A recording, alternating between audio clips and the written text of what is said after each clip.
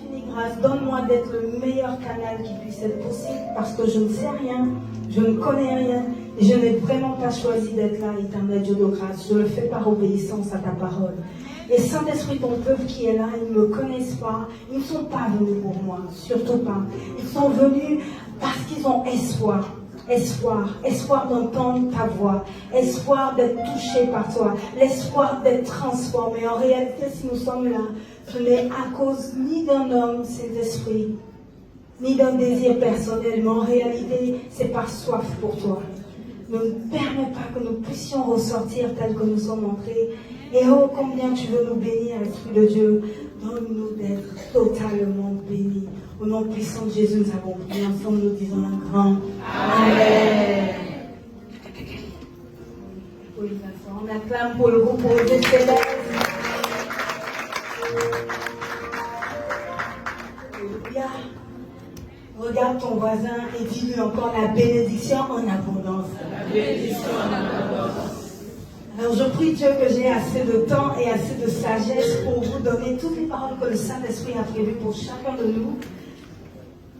On va développer le thème essentiellement en 2 points. Le premier point, ça sera comment discerner la bénédiction, sachant que rien ne va. Amen. Au creux de la tempête. C'est-à-dire, on te dit que tu es béni, mais honnêtement, c'est par respect pour ta personne que tu ne prononces pas le mot maudit. Et le deuxième volet, qui j'espère qu'on pourra toucher dimanche prochain, sera comment provoquer la bénédiction. Mais aujourd'hui, je veux parler particulièrement à ceux qui, on parle de bénédiction, mais concrètement, ils ne sont pas dedans, ils ne le vivent pas. Alléluia. C'est-à-dire, nous, on est en train de danser, de rire, alors que lui, il a ses challenges. Donc, à la limite, il a l'impression de vivre dans un monde de bisounours. C'est-à-dire, il vient à l'église, tout le monde se réjouit, tout le monde danse, mais c'est comme si personne ne comprend ce qui se passe vraiment. Amen. Amen. Qui est dans la situation, en toute humilité, levant la main. Amen. Amen. Laisse-moi te dire que j'ai une bonne nouvelle pour toi. Amen. Il y a une solution pour voir la bénédiction lorsque rien ne va. Alléluia. Amen. Le premier cas que je vais vous prendre, c'est le cas de Jésus-Christ de Nazareth.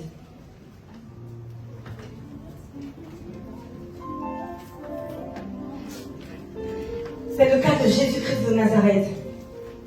Pendant longtemps, lorsque Jésus-Christ était sur terre, vous remarquerez qu'au début, tout le monde le suivait, vrai ou faux? Parce qu'il guérissait, il donnait à manger, il donnait de belles paroles de connaissance. C'était vraiment super sympathique de suivre Jésus. Tu suis Jésus, forcément, tu auras une solution. Vrai ou faux? Amen. Et puis tout d'un coup, les rabbins, les pharisiens se sont levés et puis ils ont décidé de mettre fin au jour de Jésus sous prétexte qu'il se proclamait Dieu. Donc il était anathème. C'est-à-dire, c'est comme si tu te lèves, puis tu viens me voir, puis tu dis, je suis ton arrière-grand-père. Ça n'a pas de sens. Comment toi, qu'on a vu naître avec Joseph, avec Marie, on a suivi les 9 mois de grossesse, c'est toi qui aidais Joseph à raboter les planches. Comment du jour au lendemain, tu arrives en nous disant que tu es fils de Dieu? Pourtant, il voyait les miracles. Pourtant, quand c'était chaud, tout le monde courait pour aller vers Jésus. La Bible dit qu'il était suivi par une grande foule. Mais lorsque Jésus, quand il a été décidé qu'il soit crucifié, la foule était où? La même foule était là en train de scander, tuons-le, tuons-le. Ah, si tu es vraiment fils de Dieu, alors sauve-toi toi-même. La même foule qui hier était derrière lui et était en train de scander des slogans pour le tuer. Là, ce n'était plus « Aie pitié de nous, fils de David ». C'était maintenant « Tuons-le, tuons-le ». Et je regardais Jésus, je disais « Mais waouh, comment ça peut être Dieu ?» Il y a des gens que toi tu connais. Quand tu as un malheur qui t'arrive, il y a des gens qui viennent parler, qui viennent te critiquer, qui viennent... Mais il y a des gens que tu connais. Tu sais que cette situation est pire, c'est juste qu'elle n'est pas exposée. Et imagine cette personne-là vient, et puis devant tout le monde, elle te manque de respect, alors qu'elle-même elle vit pire, où il fut un temps où c'est toi qui étais là pour l'aider. Ça fait mal. Il y a beaucoup de gens, j'en suis sûre, qui ont bénéficié des miracles, ou au moins du poisson, ou au moins du pain de Jésus-Christ. Lorsqu'il est monté à la croix, qu'on a décidé de le crucifier, qu'il était décidé qu'il était anathème, blasphémateur. Et lorsque Jésus est monté sur cette croix, malgré tout, la Bible dit quoi? Que son Dieu l'a souverainement élevé. Et que désormais, il a le nom au-dessus de tout nom. Et qu'il est assis à la droite du Père. Et qu'il y a quelques dimanches, j'attirais notre attention. Si vous lisez Job 1 et 2, vous remarquerez qu'à cette époque, et même dans Genèse, on parlait des fils de Dieu. On dit les fils de Dieu étaient avec Dieu et Satan est arrivé et Dieu a demandé à Satan, est-ce que tu as vu mon serviteur Job? Tu as vu comment Job il est trop bien? Et puis maintenant regarde, Job maintenant le pauvre il est sur terre, il ne sait même pas ce qui se passe. Quand Satan commence à dire à Dieu que regarde, oh, c'est parce que tu es trop béni qui te sert. Enlève un peu, tu verras. Permets-moi de le toucher. Et qu'est-ce que Dieu répond? Oui, mais ne touche pas à sa vie. Ses enfants sont tous morts d'une traite. Malédiction ne frappa. Il a perdu tous ses biens.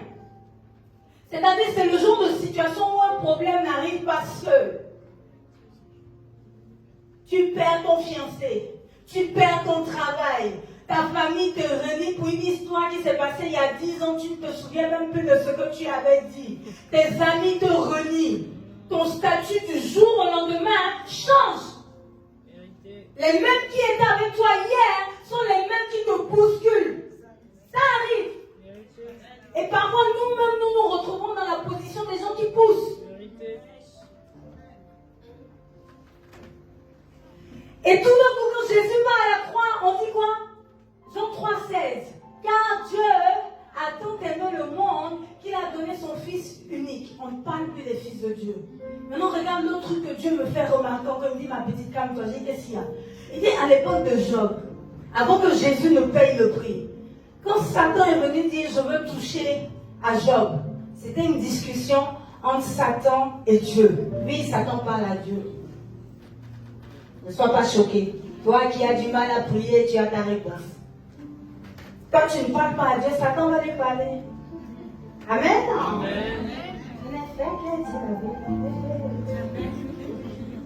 Et donc, il dit, regarde dans le Nouveau Testament. Il a fait, Jésus dit quoi? Il monte auprès du Père afin d'être notre avocat. On n'assiste plus maintenant à des fils de Dieu avec Dieu qui regarde Satan nous salir. On a maintenant un Fils unique qui se lève pour nous et qui présente le sang de l'alliance. Amen. Est-ce que tu saisis? Il a payé le prix. Et ce qui a rendu, c'est-à-dire Jésus est une bénédiction, c'est immuable.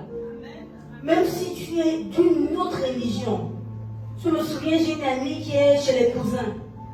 Vous savez, nous quand on fait comme ça, eux ils font comme ça. Chacun sait où Dieu est. Il y a un qui dit Dieu au ciel, l'autre dit Dieu à terre. Ce qui est sûr, Dieu est partout. Et donc c'était chaud, elle avait les rêves là où tu vois, tu es réveillé, mais tu n'es pas réveillé, tu sens qu'on t'étouffe et tout. J'ai dit non, laisse ça là, Jésus, moyen ça. C'est petit pour Jésus. Dis au nom de Jésus, tu vas voir. Elle n'y croit pas. Et donc elle se retrouve dans la situation, elle est tellement paniquée qu'elle crie Jésus, Jésus, le démon l'a lâché. Pourtant elle ne pratique même pas. Le nom de Jésus est au-dessus de tout nom. Alléluia. Même si tu ne pratiques pas ce nom, lorsque tu décides d'y mettre ta foi, il est une bénédiction, il est une ouverture pour toi. Amen. Et s'il n'avait pas payé le prix, s'il n'avait pas accepté de payer le prix, et s'il n'était pas prêt à payer le prix, il n'aurait pas été une si grande bénédiction. En réalité, ce qui a fait que Jésus est une bénédiction, c'est sa galère. Est-ce que tu me comprends un peu? C'est le fait qu'on l'ait lapidé. Parce que quand Jésus était encore sur terre, qu'il faisait des miracles, qu'il était tout nouveau, tout beau, que tout le monde était super intéressé par Jésus, il n'avait pas atteint une certaine dimension. Il restait dans Israël. C'est parce qu'il a accepté de payer le prix, c'est de passer par la plus grande humiliation qui n'ait jamais été connue pour un fils de Dieu. prendre le péché du monde. C'est-à-dire, toi, un petit juif, venu m'insulter. Mais tu sais c'est qui? Amen. C'est-à-dire avec eux tous là, qui étaient là, tuons-le. Un seul doigt et il en finissait. Et il a accepté de renoncer à sa gloire. Il a accepté de traverser cette épreuve. Il a accepté d'être humilié devant tous. À tel point qu'aujourd'hui, même le temps est défini par lui. Quand on dit en 2022, ça dit 2022 ans après. Le monde entier a changé lorsqu'il a accepté de payer le prix, à tel point que le temps, le passé, le présent est défini par la naissance de Jésus-Christ. Amen. Et c'est seulement parce qu'il a accepté de porter ce fardeau. Et Dieu me disait de te dire à toi, qui est actuellement dans le mépris, c'est-à-dire, c'est pas toi qui méprises, tu es méprisé. Ça arrive. C'est-à-dire que tu parles, ta voix ne pèse absolument pas. C'est-à-dire, il reste un peu à dire, tais-toi, tais-toi. Quand tu arrives, tout le monde se tait, c'est fini, on n'a plus rien à dire. Vérité. Quand tu as une réunion, que les gens sont en train de se débattre pour trouver des solutions, lorsque toi tu apportes la solution, on met ça de côté. Le voisin dit la même chose, on prend et puis on dit hey, merci. Et te voilà aujourd'hui, tu as du mal à accepter que quand même tu es un enfant de Dieu, tu es béni. Tu as du mal, c'est-à-dire ton ciel est en train de s'assombrir. Tu médites sur le mal, tu médites sur tout ce qui est négatif. La tristesse devient ton partage, la dépression devient ton partage, la solitude, l'isolation, je dirais, devient ton partage. Alors que tu ne vois même pas que c'est cette situation-là qui permettra à Dieu de t'élever. Amen.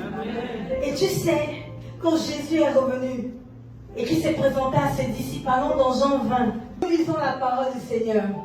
Quand il eut dit cela, il leur montra ses mains et son côté. Les disciples furent dans la joie en voyant le Seigneur. On continue. Jésus leur dit de nouveau, la paix soit avec vous, comme le Père m'a envoyé, moi aussi je vous envoie. Mais ce qui me marque, c'est que dès qu'il arrive là, il commence d'abord en montrant ses marques. Ces marques-là, c'est son témoignage. C'est ce qui prouve qu'il est passé par la galère. C'est ce qui prouve qu'il est passé par la croix. Et je te vois en train de lutter, de prier pour sortir de cette situation, alors qu'en réalité, cette situation n'est point pour ta mort, mais elle est pour la gloire de Dieu. Et donc, quand tu es en train de prier pour sortir de là, sans te rendre compte, tu es en train de prier contre Dieu. Ça, c'est le premier exemple. Il y a un autre qui est encore plus puissant. Où moi-même, j'ai dit à Dieu, non, là, tu es trop fort. J'ai jamais vu des choses comme ça. Donc, petit 1, le rôle de tes blessures. Tes blessures donnent de la puissance à ton témoignage. Pour ceux qui veulent noter. Les blessures donnent de la puissance au témoignage. Parce que c'est ce qui te définit. C'est ce qui fait que tu es une personne meilleure. C'est ce qui fait que tu changes ta façon de voir les choses. Le deuxième point que je vais aborder, c'est que l'isolation est un danger. Regarde ton voisin, dit l'isolation est un danger. Et pour cela, nous allons aller dans Luc 8, voilà, verset 26. Et on va lire la parole du Seigneur. Oui, on va rattraper la méditation que tu as ratée, ça fait 1 mois. Alléluia. On y va. Ils abordèrent dans le pays des Géraséniens, qui est vis-à-vis de la Galilée. Lorsque Jésus fut descendu à terre, il vint au-devant de lui un homme de la ville qui était possédé de plusieurs démons. Depuis longtemps, il ne portait point de vêtements et avait sa demeure non dans une maison, mais dans les sépulcres, c'est-à-dire les cimetières, les tombeaux, les caveaux. Ayant vu Jésus, il poussa un cri, se jeta à ses pieds et dit d'une voix forte, « Qu'y a-t-il entre moi et toi, Jésus, fils du Dieu très haut? Je t'en supplie, ne me tourmente pas. » Car Jésus commandait à l'esprit impur de sortir de cet homme dont il s'était emparé depuis longtemps. On le gardait lié de chaînes et les fers aux pieds. Mais il rompait les liens et il était entraîné par le démon dans le désert. Jésus lui demanda, « Quel est ton nom ?» légions, répondit-il, car plusieurs démons étaient entrés en lui. Et il priait instamment Jésus de ne pas leur ordonner d'aller dans l'abîme. Il y avait là dans la montagne un grand troupeau de pourceaux qui paissaient. Et les démons supplièrent Jésus de leur permettre d'entrer dans ces pourceaux. Il le leur permit. Les démons sortirent de cet homme, entrèrent dans les pourceaux, et le troupeau se précipita des pentes escarpées dans le lac et se noya. Ceux qui les faisaient paître, voyant ce qui était arrivé, s'enfuirent et répandirent la nouvelle dans la ville et dans les campagnes. Les gens allèrent voir ce qui était arrivé. Ils vinrent auprès de Jésus et ils trouvèrent l'homme de qui étaient sortis les démons assis à ses pieds, vêtu et dans son bon sens, et ils furent saisis de frayeur. Ceux qui avaient vu ce qui s'était passé leur racontèrent comment le démoniaque avait été guéri. Tous les habitants du pays des Géraséniens prièrent Jésus de s'éloigner d'eux, car ils étaient saisis d'une grande crainte. Jésus monta dans la barque et s'en retourna. L'homme de qui étaient sortis les démons lui demandait la permission de rester avec lui, mais Jésus le renvoya en disant « Retourne dans ta maison et raconte tout ce que Dieu t'a fait. » Il s'en alla et publia par toute la ville tout ce que Jésus avait fait pour lui. Dis à ton voisin, l'isolation est un danger. L'isolation est un danger. En fait, qu'est-ce qui s'est passé? Vous savez la partie là où on dit plusieurs démons entraient en lui. C'est comme si Dieu est en train de dire qu'au fur et à mesure, le nombre de démons, il y a eu un renfort. C'est quand je regarde ce jeune homme-là, on dirait le centre névralgique des démons de sa ville. Parce que comment quelqu'un, on demande, le démon, tu t'appelles comment? Normalement, chacun doit se présenter tout à tout. Mais tellement qu'ils étaient nombreux, on dit légion. C'est quoi? Plus de 1000 démons. 13 000. C'est énorme.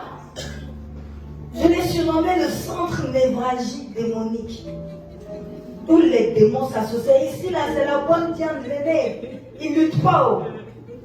Et il était isolé.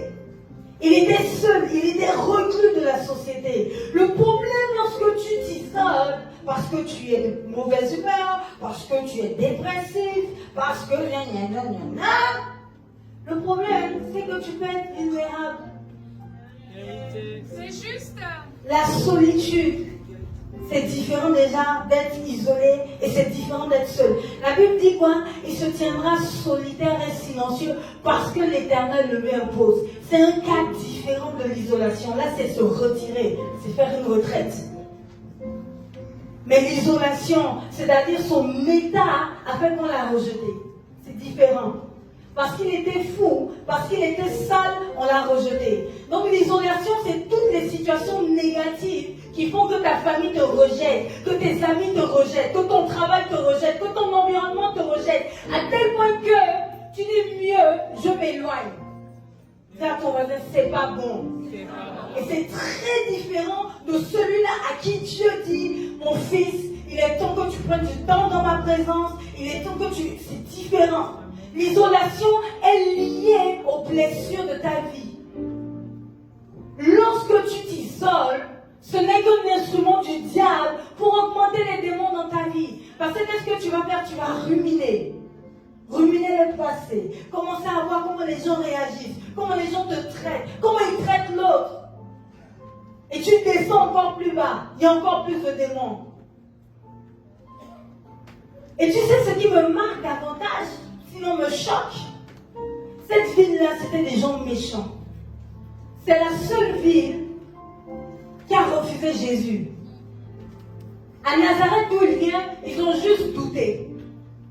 Mais la ville qui officiellement, tout le monde s'est levé. On a dit, on ne veut plus de toi. C'est Génézareth.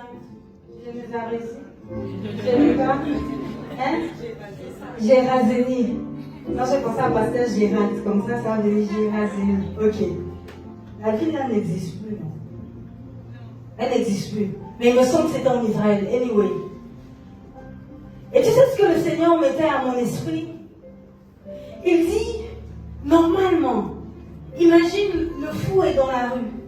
On prie, il est guéri. Qui doit se réjouir? Sa famille.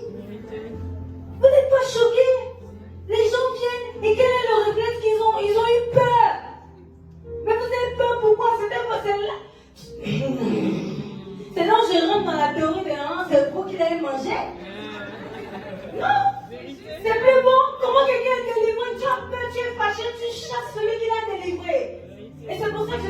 petit-là, il était livré à tout. C'était l'enfant sacrifié.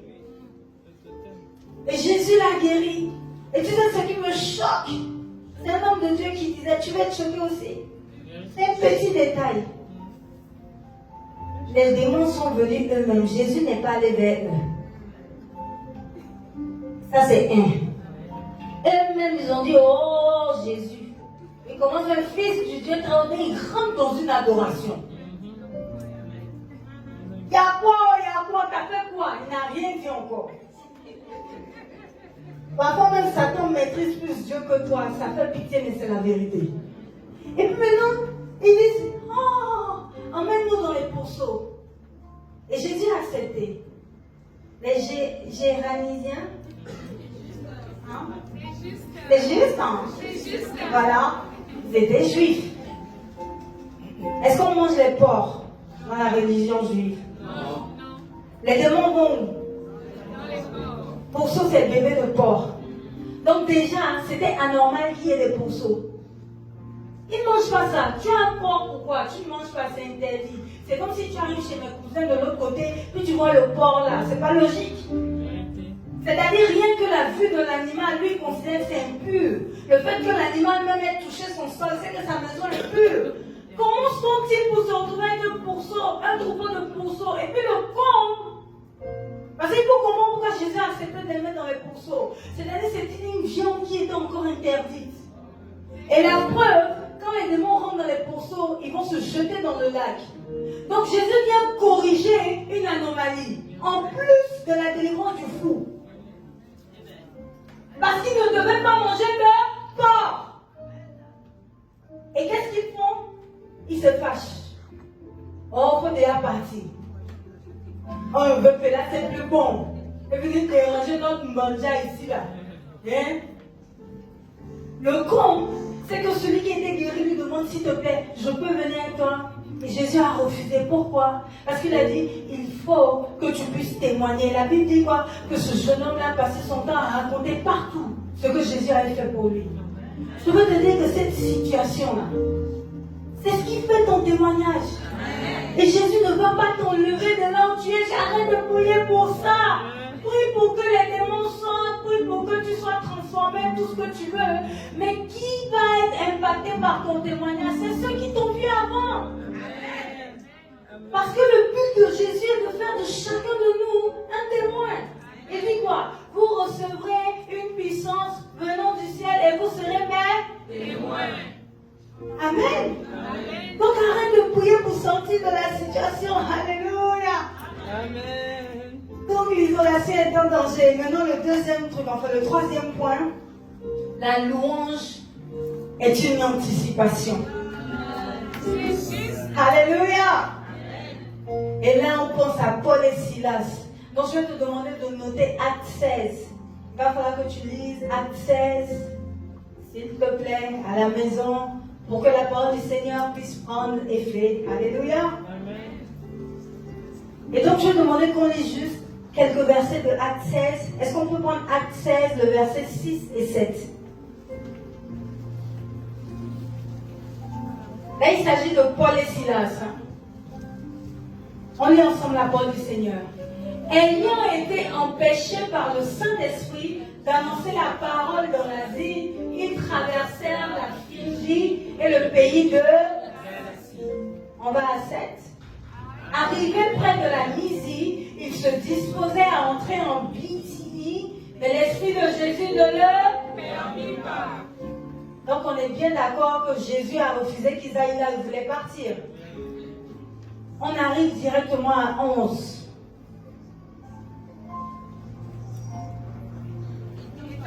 Étant partis de Troas, nous fîmes voile directement vers là.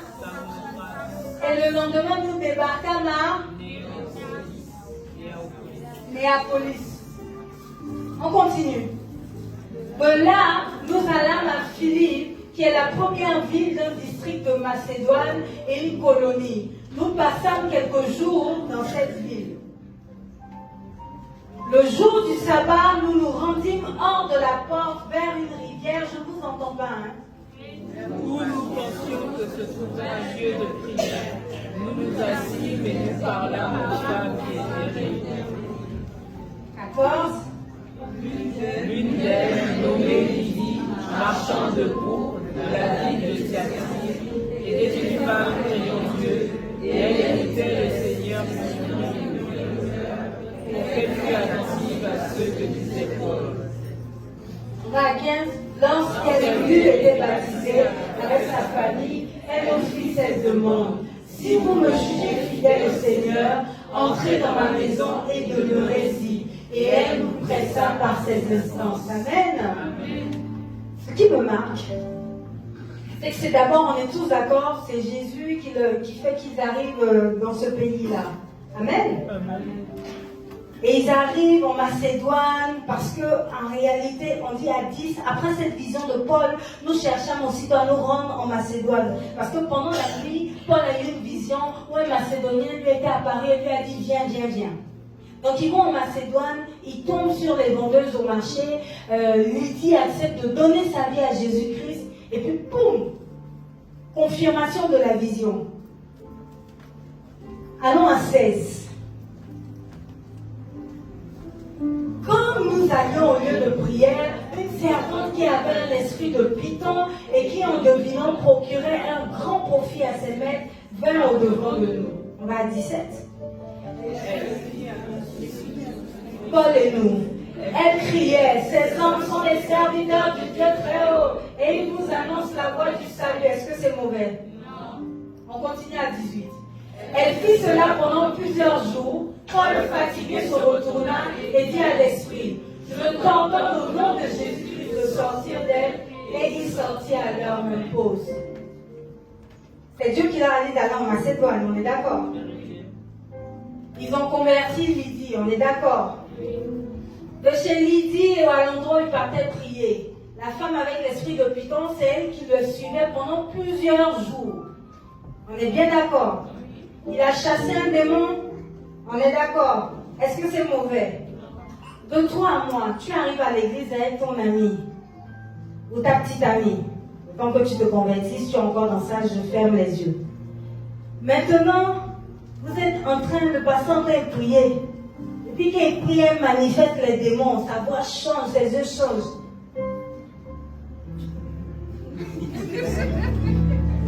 Il y a deux cas. Ça, tu insultes le pasteur dans ton cœur et il est venu déranger ta relation. Soit tu remercies le pasteur parce que, ouf, puisqu'elle est délivrée, ça garantit votre vie à deux. Normalement, quand qui peut se plaindre parce qu'on a chassé un démon de vous à moi? Jamais. Dès lors que le démon se manifeste, fait ses petits machins.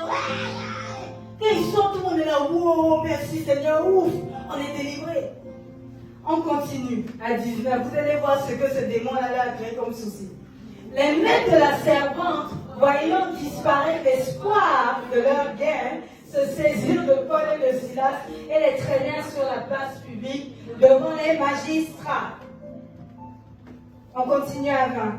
Ils les présentèrent au procureur en disant, ces hommes pour notre ville. Ce sont des Juifs qui annoncent des coutumes qui ne nous est permis ni de recevoir, ni de suivre à nous qui sommes romains. La foule se leva aussi contre eux, et les prêteurs ayant fait arracher leurs vêtements, ordonnèrent qu'on les bâtît de verges. Après qu'on les eut chargés de coups, ils les jetèrent en prison en recommandant aux geôliers de les garder sûrement. Alors à 24, le geôlier ayant reçu ce ordre, les jeta dans la prison intérieure et leur mit les cèpes aux pieds. Pause. En suivant Dieu qui leur a dit d'aller en Macédonie, ils se retrouvent à évangéliser une sœur. En étant chez la sœur pour aller dans un lieu de prière, ils se retrouvent à chasser un démon. Et en chassant ce démon, ils se retrouvent en prison. Et la meilleure, on dit la prison intérieure. Si tu es déjà à la prison, aller à la prison centrale, tu sais qu'on appelle ça les spéciaux. Sans famille même, c'est bien. C'est-à-dire, il y a une prison dans la prison. Les Blancs appellent ça l'isoloir. Tu n'as pas le droit de sortir, tu n'as pas le droit de voir des personnes, donc tu es seul. Et quand ils veulent aller, c'est-à-dire qu'ils veulent bien t'aider dans ta vie en prison, ils éteignent même les lumières. Et c'est tellement fermé que tu ne sais ni le jour ni la nuit. Tu perds la notion du temps. Vous voyez? Paul et Silas, à cause d'une recommandation du Seigneur, se retrouvent à être jetés en prison. Et pas dans n'importe quelle prison, la prison intérieure, l'isoloir. Combien de fois tu as reçu une parole du Seigneur que tu as suivie et que finalement ça t'a envoyé des problèmes et au lieu de comprendre qu'est-ce que Dieu veut t'enseigner, tu es en train de remettre tout en cause, tu remets même Dieu en cause, tu penses même qu'il ne t'a jamais parlé. Vrai ou faux? Et tu sais ce qui me plaît encore, et je pense qu'on connaît tous cette histoire. Moi, dans une telle situation, en toute humilité, je me serais plainte chez Dieu, disant Seigneur, qui était à Jérusalem. C'est toi qui m'as dit, oh, je vais faire de toi l'apôtre des païens. C'est toi qui m'as dit, viens en Macédonie. C'est toi qui m'as dit de prêcher l'évangile. Je n'ai fait que chasser un esprit python et me voici maintenant en prison, sans famille. Et il n'y a rien de pire que de faire la prison à l'étranger, je vous assure. Il n'y a personne qui viendra te rendre visite. Il n'y a personne qui connaît le cousin du président du tribunal pour dire même que la famille va essayer d'intervenir. Il n'y a rien de pire pour un étranger que d'être dans une prison à l'étranger. Ils étaient étrangers, en plus avec des coutumes différentes. Et quand ils se retrouvent en prison, qu'est-ce qu'ils ont fait? Ils ont commencé à louer Dieu. C'est différent de l'adoration. L'adoration, c'est dire à Dieu qui il est.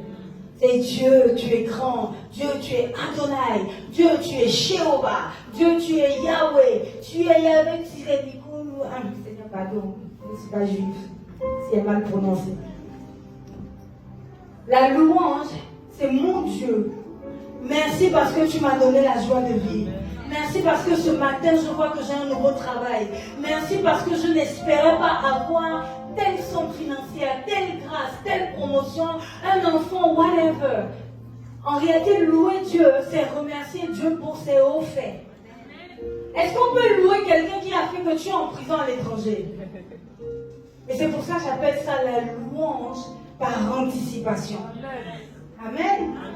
Ça doit être quand tout va mal. Tout te dit de te taire, comme Job. On dit, maudit Dieu et meurt. Et malgré cela, Paul et Silas étaient en train de louer Dieu dans la prison. Et la Bible dit que les prisonniers entendaient la louange. Et puis tout à coup, il y eut un tremblement de terre. Et quand il y a eu ce tremblement de terre, les liens se sont rompus, les prisons se sont ouvertes, les portes de la prison se sont ouvertes. Ce qui me choque, c'est que moi je me dis, oui, Paul et Silas, ils vont partir. C'est bon. Ils sont restés. La prison dans laquelle tu es, et je reviens encore là-dessus, de la même façon dont Jésus a délivré le fou et lui a dit non, reste pour le témoignage, de la même façon, Paul et Silas, malgré le fait qu'ils étaient emprisonnés injustement, sont restés dans la prison. Et la preuve, dès lors que tout est ouvert, le geôlier, voyant cela, la Bible dit quoi? Il voulait mettre fin à ses jours. Et c'est Paul et Silas qui lui ont dit non, ne fais pas ça, nous sommes là. Et tu sais qu'est-ce qui s'est passé? Dès que Paul et Silas ont parlé au geôlier, nous prenons la Bible encore. La Bible dit quoi? Allons dans 29, à partir de 29. Actes 16, 29. Alors, le geôlier, ayant demandé de la lumière, entra précipitamment et se jeta tout tremblant aux pieds de Paul et de Silas. Regardez bien 30. Il les fit sortir et dit, Seigneur, que faut-il que je fasse pour être sauvé? C'est-à-dire celui-là même qui les avait mis en prison, dans la prison intérieure, finalement se retrouve à lui-même les faire sortir et à demander qu'est-ce qu'il faut que je fasse pour être sauvé. Et quand tu continues encore le verset, la Bible dit quoi? Que toute sa maison était gagnée à Christ. Donc Paul finalement et Silas vivaient chez lui et ils passaient leur temps à évangéliser. Ils ont gagné encore plus d'âmes à Christ qu'ils ne l'auraient gagné s'ils étaient restés en dehors de la prison qu'ils avaient fui. Parce que la suite logique, c'était quitter la Macédonie. Pourquoi tu veux quitter cette situation? Alors que cette situation n'est pas pour te détruire. Elle est là pour enlever ce qu'il faut enlever de toi. Elle est là justement pour montrer aux autres que, si avec lui, tu as pu faire ça, c'est qu'il peut le faire avec moi. Parce qu'en réalité, nous sommes sur terre pour un temps. Et en réalité, paradis, tout ce que tu veux, soit tu iras en enfer. Et Dieu, en fait, il cherche des témoins pour ramener le plus de fils de Dieu à la réelle conversion, afin de rentrer dans ce privilège qui est finalement en réalité notre droit. Parce que nous avons été créés pour le jardin d'Éden. Nous n'avons pas été créés pour aller en enfer. Amen. Donc en réalité, il y a un combat perpétuel entre Satan, le camp de l'ennemi, et le camp de Dieu pour l'instant. En réalité, le combat n'est pas entre Dieu et Satan. Satan, il a déjà été précipité, il a déjà été vaincu par Dieu. En réalité, le combat, c'est sur toi et moi. En vrai, Satan, il n'attaque pas Dieu, c'est nous qui l'attaquons. Amen. Et c'est pour cela que Jésus est venu pour nous donner toutes nos chances, toutes les opportunités pour prendre ce qui nous revient de droit. En réalité, tout ce que Jésus fait, c'est pour être un témoin. C'est-à-dire, c'est pour que tu puisses témoigner. C'est pour ça que je n'ai point honte de parler de mon passé, de parler de mes erreurs. Parce que je me dis, au moins, peut-être que quelqu'un vit la même chose et il saura que je viens de là. On est pareil. Amen. Et n'ayez point honte de reconnaître vos faiblesses. Je sais que la société nous demande de faire semblant, de montrer qu'on est en haut, de jouer un rôle. Alors qu'en réalité, Jésus, il fait quoi? Comme si on la croix, il ouvre grand les bras. Et puis il dit, regardez mes plaies. Être crucifié était une honte. Mais Jésus a dit quoi? Quand il est arrivé, la première chose qu'il a fait, il a montré ses meurtrissures, les stigmates qu'ont laissé le fouet, le fer, l'épine. On dit, voyez ses mains, ses pieds percés. C'est une chanson. Et les stigmates qu'ont laissé le fouet, le fer, l'épine. C'est pour moi qu'il a tant souffert. Il m'a délivré de l'enfer. Mon Rédempteur s'élève. Et puis le refrain dit, il vit. Je sais qu'il vit. Je sais que mon Rédempteur vit. Alléluia. Amen. Ne cherche pas à sortir de la prison. Certains veulent fermer les yeux. Seigneur, oui, change la situation, change. Et on se retrouve à être frustré dans le Seigneur. Avant, je demandais à Dieu, ne fais pas, je ne prie plus. Alors que tu ne comprends même pas que c'est cette prison-là, c'est cette meurtrissure, c'est cette cicatrice, c'est cette erreur de ton passé qui fait que la grâce de Dieu l'a surabondé. Et que quelqu'un d'autre à côté est en train de vouloir mettre fin à ses jours, mais qu'en entendant ton témoignage, il va revenir. Amen. Je bénis Dieu pour tous mes échecs. Je vous assure que mes échecs m'ont transformé. Mes échecs m'ont fait voir la vie différemment. Ça m'a révélé les choses importantes. Les humiliations par lesquelles je suis passée. Parce que j'étais arrogante, j'étais orgueilleuse, j'étais extrêmement sûre de moi. Je suis toujours un peu d'ailleurs. Même qu'on ne connaît pas, tu ne peux pas savoir. C'est un défaut et parfois une qualité.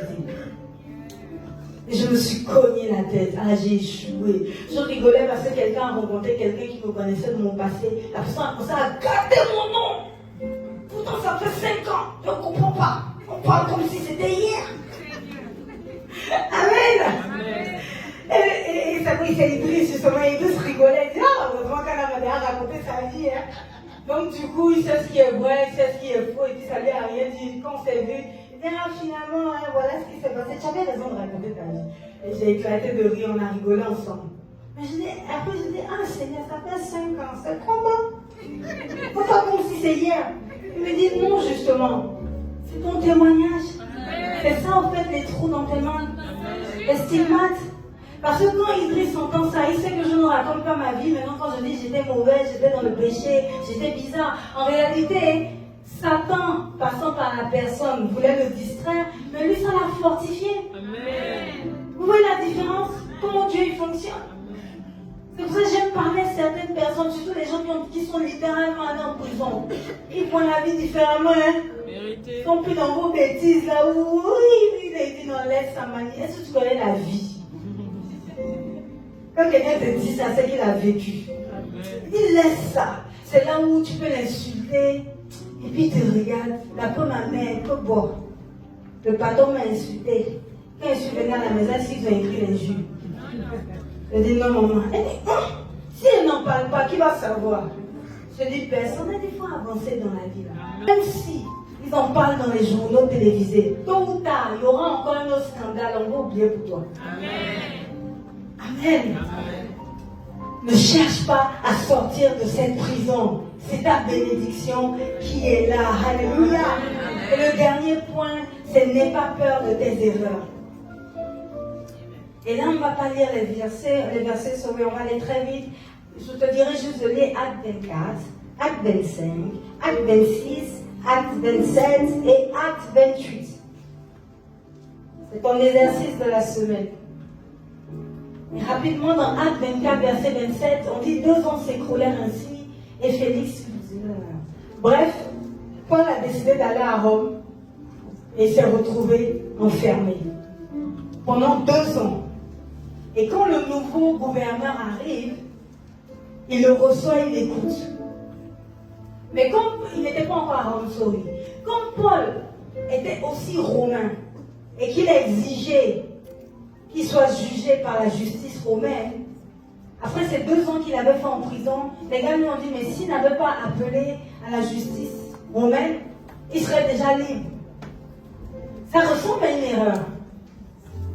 Parce que tu vas te taper encore tout le voyage pour aller à Rome. Et arrivé à Rome, vous savez ce qui s'est passé? Finalement, quand il est arrivé là-bas, on ne l'a même pas mis en prison. Il s'est retrouvé à louer une maison. C'est là où, à Rome, il a pu évangéliser toutes les puissances influentes. Parce qu'à cette époque, c'est Rome qui décidait de tout. L'Empire romain était extrêmement fort. Donc vous vous rendez compte, il a fait rentrer l'évangile auprès des décideurs. À tel point que ça a tellement changé la donne que l'église romaine a tellement pris que finalement même c'est devenu l'église catholique. Et qui fut pendant un temps, sinon pendant longtemps, la chrétienté était la religion prioritaire et majoritaire. Amen. Amen. Si Paul n'était pas allé à Rome, ça aurait changé notre vécu. Parce que qu'est-ce qui s'est passé? Comme Rome a influencé tout le monde et qu'ils ont imposé le christianisme, ça a fait que quand les Français ont pris leur indépendance, quand chacun s'est battu pour redevenir seul, quand ils sont venus nous coloniser, je suis désolée, c'est vrai, c'est triste, mais ils sont venus avec l'évangile.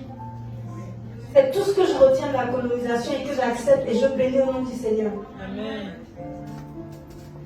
Et quand ils nous apportent l'évangile, aujourd'hui c'est un test à vous verrez, l'Afrique maintenant va c'est-à-dire l'évangile va prendre l'Afrique, maintenant c'est l'Afrique qui va aider l'Europe. Regardez bien, parce que la cellule européenne est en train de se dissoudre. La Bible dit quoi? Je vous en prie, ne déplacez pas les bornes qu'ont lancé les anciens. Quand tu dis que tu peux être femme ou homme dans ton corps, quand tu dis qu'on ne tape pas les enfants, on ne les corrige pas, alors il faut laisser chacun libre de ses pensées. Bref, vous détruisez la cellule familiale. Et quand une cellule familiale est détruite, la base n'existe plus. En réalité, vous êtes en train de détruire votre civilisation. C'est là où tu vois un enfant de 12 ans qui tue un enfant de 11 ans. Pourquoi? Parce que c'était sa copine, elle a rompu. Ça n'a pas de sens. Nonsense.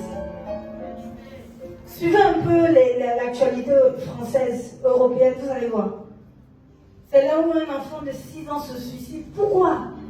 Oh non, il se trouvait vilain. Tu regardes la photo, tu es choqué. Mais il n'est pas vilain. Mais il n'y a plus de base. Et en Afrique, on a ça. C'est vrai, les gens sont en train de lutter pour nous corrompre, mais on a ça.